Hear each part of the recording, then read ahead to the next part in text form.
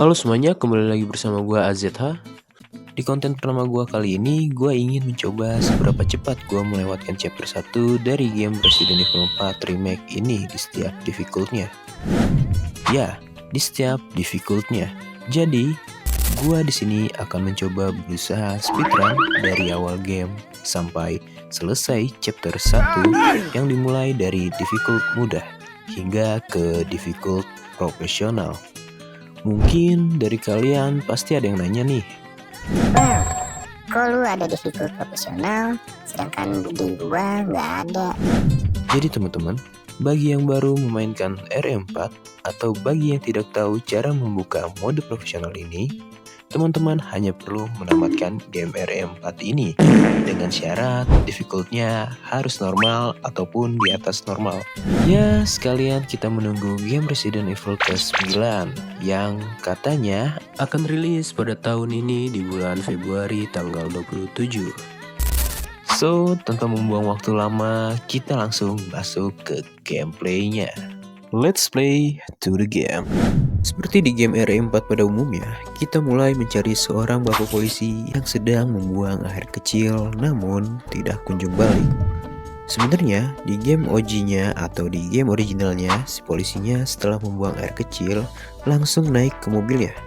Tapi entah mengapa di RE4 remake ini si polisi langsung masuk ke rumah warga. Cuman ya udahlah ya. Setelah developernya, yang penting gamenya bagus. Ya kecuali desainnya ada sih yang lanjut. Di sini gue masuk ke rumah warga. Kemudian gue masuk lebih dalam dan mengambil kunci untuk memasuki ruangan gudang. Di sini gue niatnya ingin gocek, tapi malahan caplok sama zombinya aja. Ya tapi nggak apa-apa sih, karena ini masih difficult mudah, jadinya nggak terlalu banyak darah yang berkurang. Singkat cerita, gue langsung berjalan mengikuti jalan yang ada, dan akhirnya kita tiba di daerah village-nya. Ya, daerah yang dimana mimpi buruk bagi playernya. Karena ini masih difficult mudah, mimpi buruk itu pun menjadi indah. Di sini gue sekalian memberikan tips dan trik kepada kalian agar supaya kalian semua dapat cepat melewati stage ini. Pertama-tama kalian lurus saja, habis itu belok kanan, lalu saat ada ibu-ibu tusuk aja dari belakang.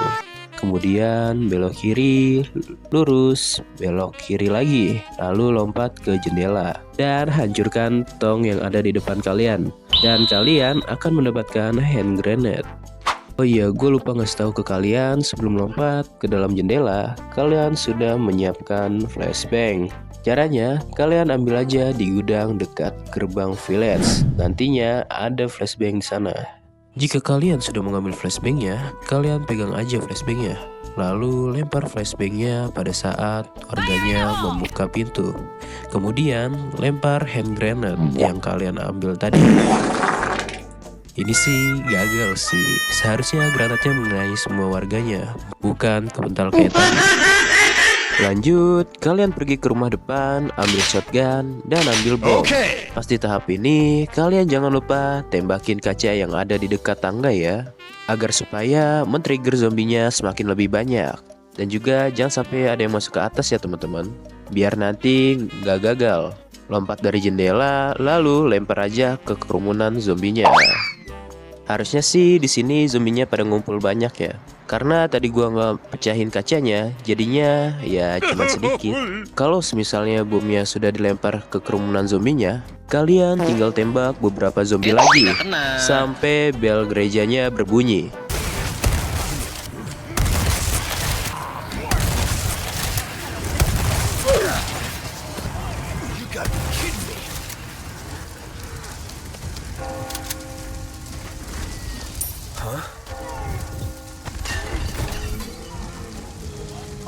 Akhirnya stage-nya sudah selesai. Sekarang lanjut ke stage berikutnya. Di sini objektif gua adalah mengumpulkan sebuah medallion agar ada tantangan tambahan supaya challenge-nya makin ribet.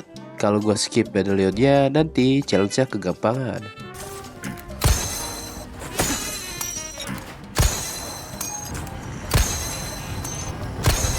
Nah, di sini gue langsung shortcut lewat bawah aja. Langsung mengambil gearnya. Di sini kebetulan banget ada tamu ya kan. Siapa lagi kalau bukan manusia banteng yang ngejar kita. Cuman kita cuekin aja ya teman-teman. Nanti ditangkap poli.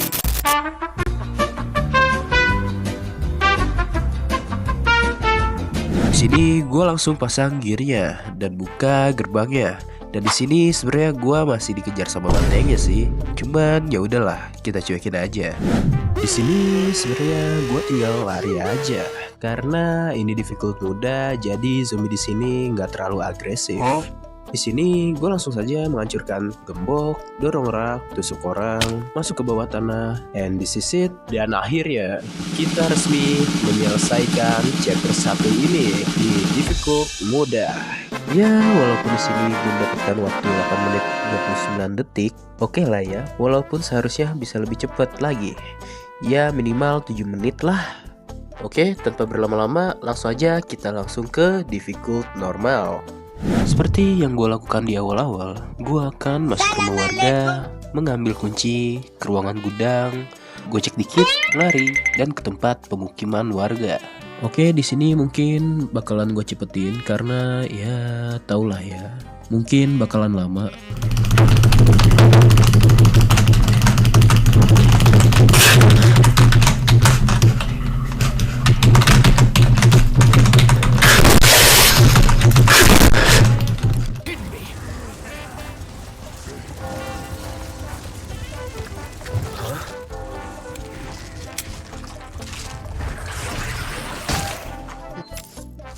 Setelah selesai, gue langsung ke objektif gue, yaitu mengumpulkan medalion. Setelah gue mengumpulkan medalion, gue langsung mengambil gear. Habis itu buka gerbang, lari. Dan inilah waktu yang ditemukan gue saat bermain difficult normal. Dan yep, 9 menit 14 detik. Ya not bad lah, beda 1 menit doang sama yang difficult mudah. Jadi langsung aja ke difficult hardnya. Mungkin bagian ini bakalan gua skip karena ya sama aja, gak ada bedanya dari stage-stage yang sebelumnya. Langsung aja kita ke village-nya. Di sini lebih tepatnya di difficult hard ini gue harus yang namanya berhati-hati dengan warga yang ada di sini. Kenapa? Karena warga di sini sudah mulai agresif. Beda dengan normal maupun easy, yang dimana warganya tidak begitu agresif. Ya kalau nggak percaya lihat aja nih.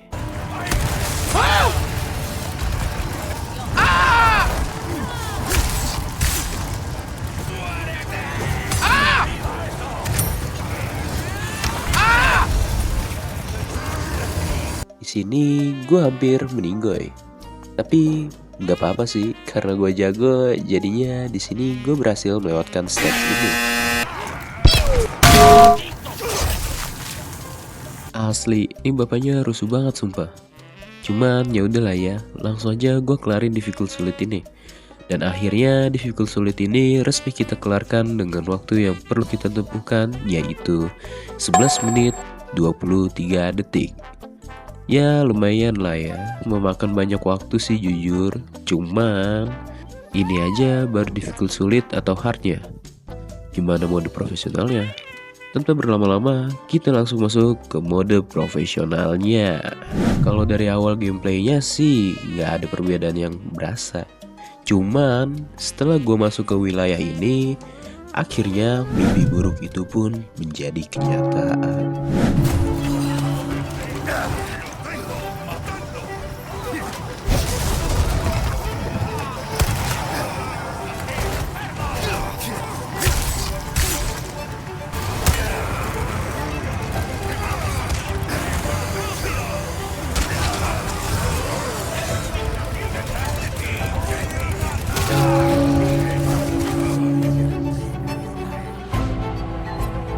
Asli susah banget. Sampai-sampai gue mati beberapa kali di mode profesional ini.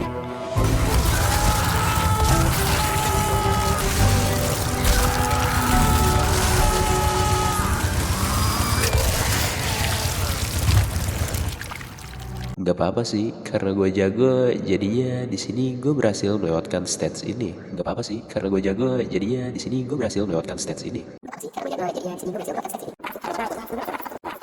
Karena gue jago, jadinya di sini gue berhasil melewatkan stage ini. Ditambah lagi kalau main mode profesional ini, kalau mati, ngulang dari checkpoint awal jir. Tapi di sini, gue udah beberapa kali nyoba trik speedrun yang gue biasa pakai. Tapi kenapa ya nggak bisa-bisa? Mungkin kalau kalian ada trik lain, boleh deh kasih tahu di komen ya. Jadinya di sini mau nggak mau gue harus yang namanya sendiri versus everyone. Hidup seperti